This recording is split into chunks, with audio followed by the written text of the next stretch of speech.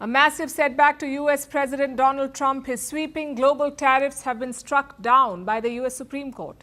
The verdict came just a short while back. 6 out of 9 judges ruled that Trump's tariffs are illegal. 6 judges out of 9 said the tariffs are illegal. Only 3 judges sided with the U.S. president. It is undoubtedly the biggest blow to the Trump presidency. One that basically undoes months of threats, negotiations and deals. It's hard to overstate how crucial this verdict is, not just for the US, but for the whole world, because Donald Trump pinned his entire policy on these tariffs, both his foreign policy and domestic policy. It was all based on the tariffs. He announced the tariffs in April last year, a baseline of 10% plus varying rates for each country. Trump claimed that these tariffs would wipe out the U.S. trade deficit. He also said that they would bring back jobs to America, but even then experts were skeptical. According to U.S. law, you need approval from the U.S. Congress to impose sweeping tariffs. You need congressional approval. But Trump did not go through the U.S. Congress, that's the American Parliament. He did not follow the process. Instead, he used an old emergency law, a law from the 1970s. That's when businesses and U.S. states sued the White House. They claimed that Trump's tariffs were illegal. And today, the U.S. Supreme Court has sided with them. It has agreed, it has ruled that the tariffs were indeed illegal. Now, despite this verdict, 3 questions remain. 1, will the Trump administration use different rules to reimpose the tariffs? Will the tariffs really go away, or will Trump find another way? The White House, in fact, has been preparing for this eventuality, so a reimposition of tariffs cannot be ruled out. That's the first thing to note. Secondly, what happens to the paid tariffs? Some $250 billion have been collected so far. Will that money be refunded? The top court has left that matter to the lower courts in America. So that's still to be figured out. And finally, what happens to the trade deals? Will countries renegotiate, or will they stick to the old agreements? These are the 3 questions to watch out for. We're still waiting for more details. Earlier today, President Trump was on a call with American governors. Reports say he called the Supreme Court's decision a disgrace. I'm sure a much longer Truth Social post is on its way, because, like I said, this is a major setback for him. As recently as yesterday, Trump was making an attempt to defend his trade policy. Listen to what he wrote, and I'm quoting. The United States trade deficit has been reduced by 78% because of the tariffs being charged to other companies and countries. It will go into positive territory during this year. This is what Trump posted yesterday. He was talking about trade deficit. What is a deficit? When you import more than you export, you have a deficit. Say your imports are $100 billion, your exports are $50 billion, then your deficit is $50 billion. Basically, the difference between imports and exports, that's a deficit. In recent decades, the US has always run a trade deficit.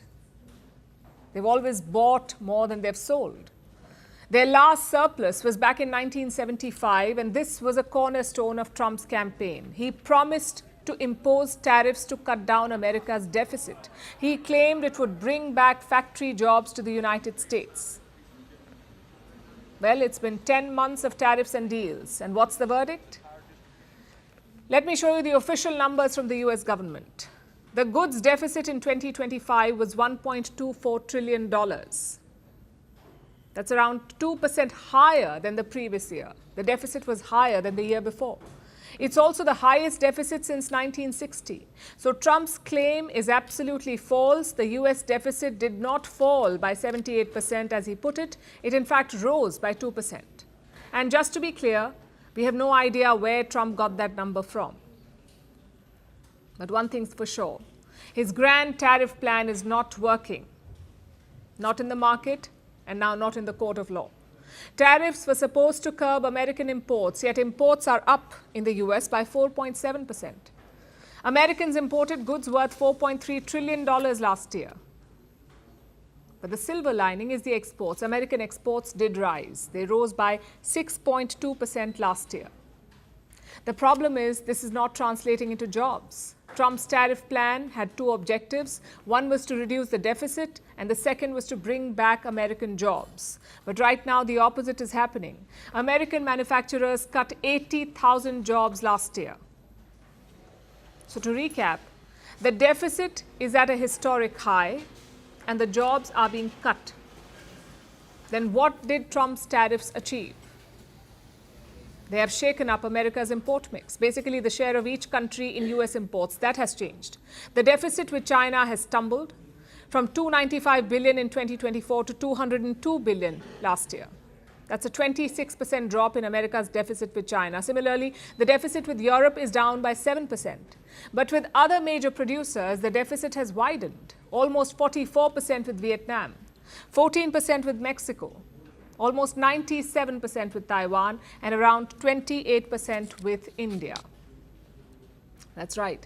America's trade deficit with India widened last year by 28%. And that means two things. One, the China-US trade relationship is degrading fast. Imports from China were down almost 30% last year. That's the lowest level since 2009. Unless there is a deal, this trend will accelerate, and we don't know what happens to deals now in the wake of the US Supreme Court ruling. So we'll have to wait and see how this plays out. And we saw this, in fact, during Trump's first term as well. His tariffs on China led to opportunities elsewhere. Countries like Vietnam and Thailand emerged as alternative hubs. This time, though, there is another concern, and that's point number two. If deficits are the problem, Trump may go after these countries next. He's already imposed 20% tariffs on Southeast Asian nations. Those tariffs have been declared illegal today, but we'll have to wait and see what strategy the White House comes up with. Will they stick to their guns, or will they agree with what the Supreme Court has said? And the US is running a massive deficit with these countries. So these countries could have a target on their back, irrespective of today's court order. And that also includes India, by the way. For all we know, we could be stuck in a cycle. When China's surplus rises, Trump tariffs them. When India's surplus rises, he tariffs us. When Vietnam's surplus rises, the same thing happens. The question is, how do we exit this cycle? Well, the court ruling today gives hope, but this will be fixed if common sense prevails. No country can produce everything in the world. It's simply not possible. Also, a trade deficit is not automatically bad. It often reflects your country's affluence. Wages in America are 5 times higher than wages in China. So naturally, making in China will be cheaper. This is not some grand conspiracy against the US. This is how economics works.